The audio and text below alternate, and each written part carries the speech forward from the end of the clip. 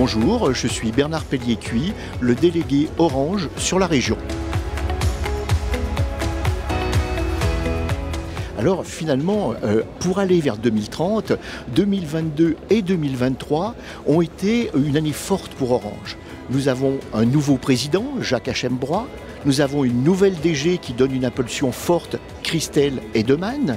On a aussi récemment un COMEX qui évolue, Bruno Cherbib qui a été nommé à l'innovation.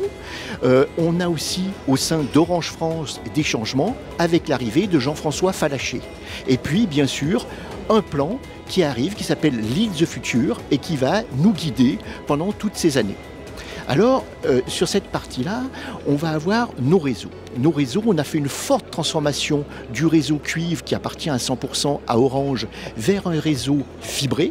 Alors, c'est une vraie fierté industrielle parce que finalement, nous sommes le pays, la France, la plus fibrée d'Europe et 60% de ce réseau appartient à Orange. Et il faut savoir que ce très haut débit est important sur l'attractivité des territoires. On l'a vu avec la crise post-Covid ou même pendant le Covid qu'on avait besoin de télétravailler et puis finalement on s'est aperçu aussi pour des raisons de sobriété, d'éviter beaucoup de déplacements, de pouvoir travailler avec du très haut débit et ça, Orange l'apporte au plus près de ses clients.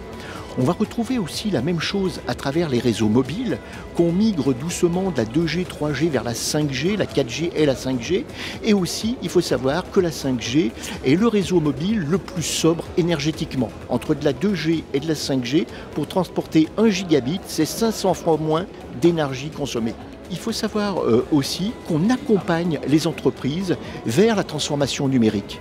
C'est-à-dire peut-être plus d'automatisation pour réindustrialiser la France. C'est un sujet qui est très important aujourd'hui et pour les années à venir.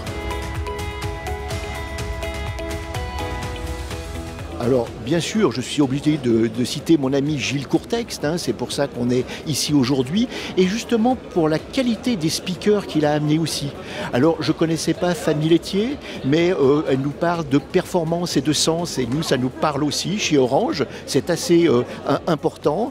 Et puis, on a aussi parlé de finalement d'un passage de comment faire à savoir à pourquoi faire, et ça, c'est assez important.